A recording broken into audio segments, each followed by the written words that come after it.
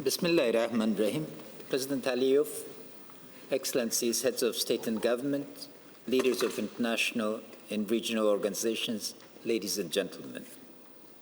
Disruptive change is the dominant characteristic of global context. Whether it becomes a catalyst of creative transformation or turns into destructive force depends on the quality of leadership and management among us. We must read the context, shape the response, and deliver on the aspiration and needs of our people. Embracing and acting on the basis of cooperative advantage as enshrined in the Bandung Principles would enable us to strengthen our collective resilience in dealing with destructive change. 5 features of the current global context define the parameters of our strategies and policies. First, major power competition is back, the result determining the politics of the 21st century. Second, the threat posed by the transnational terrorist networks is medium to long-term, requiring a different type of coordination and cooperation among governments. Third, the scale and scope of the criminal economy, particularly the operation of the transnational drug cartels, is a direct threat to the well-being of the youth and welfare of families of all countries of the world.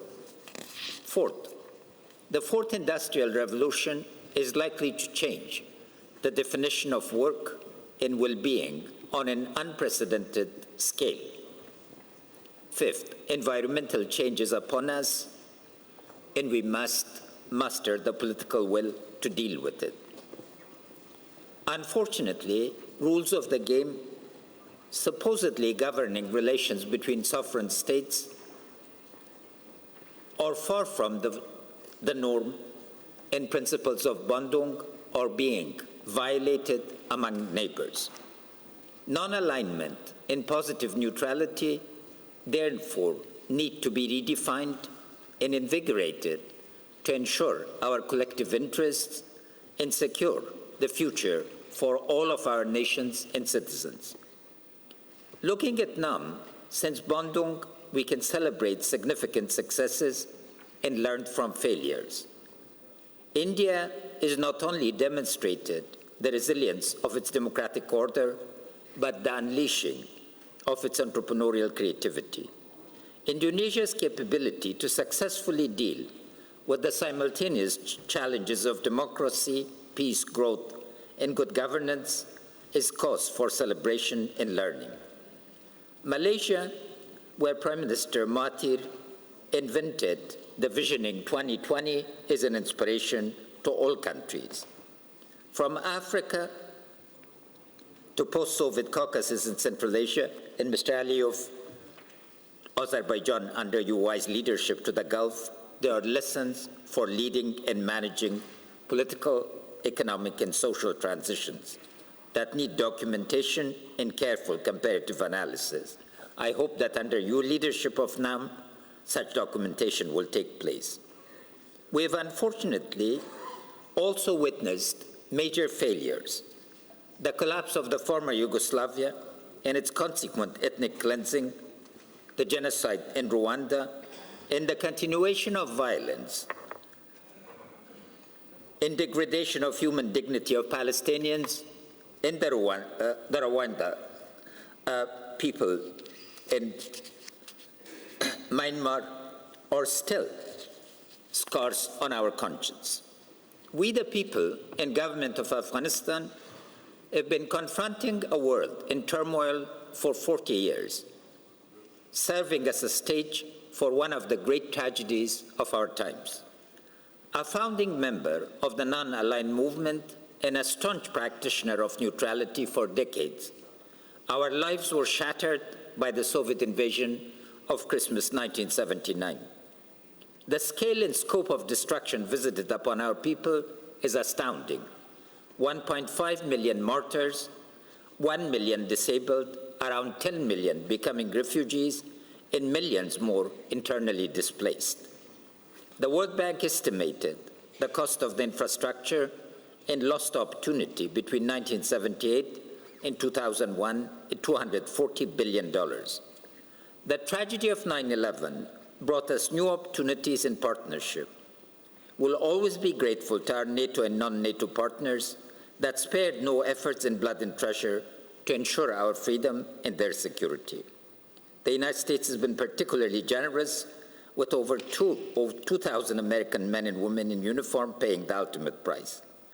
Thanks to the transition responsibility for combat operations to the Afghan forces, on January 1, 2015, international losses have declined radically, and Afghans are now responsible for over 90% of security operations. Had the Taliban and their supporters, those who provide them with sanctuary and support networks, embraced our peace offering, the scale and scope of international forces would have been further reduced, and there would have been no need for their continuous presence. Unfortunately, the Taliban, whose operations are made possible by sanctuary, drugs, and international terrorist linkages, are carrying a full-scale onslaught against innocent civilians, investing in furthering a cult of violence and destruction for destruction's sake. Sustainable peace is therefore our top priority, and we are fully committed to bringing peace to our people and to the region. According to the principles of non-aligned movement, we hold the hand of friendship to all our neighbors and renew our offering of peace to the Taliban. But Afghanistan of today is not that of 18 years ago. First, democracy is getting established. Having held successful parliamentary elections on 4th of October, we have completed the most transparent and inclusive presidential elections, the result of which should be announced soon. Second, we are responsible for our security. Our heroic forces have sacrificed over 35,000 lives from an all-volunteer force to uphold our freedom, dignity, and constitutional order. Three, rule of law and governance are being established, and all our relationships are taking place within our constitutional framework, because we have succeeded in promulgating 400 pieces of legislation that gives our Constitution full meaning. Fourth, we are in the process of becoming an Asian roundabout. Instead of a landlocked country, we are now proud to be serving as a central hub of connectivity between Central Asia, South Asia, Iran, China, and our other neighbors, and linked by air and sea to India and our other neighbors. Fifth, our most significant change is a generational and gender change. Afghan women speak for themselves and are occupying positions of influence and authority everywhere. And the generational change is fully underway, giving Afghans in position of leadership now a vision of 40 to 50 years, not 40 to 50 days. The net result of this is Afghanistan is now fully ready for an Afghan-led and Afghan-owned peace process, where the people and government of Afghanistan will carry all our partners on a peace process that should bring us lasting peace and sustainable tolerance. Second, we're seeking self-reliance, and we would be able, having increased revenue by 90%, we're determined to double it every 2 years.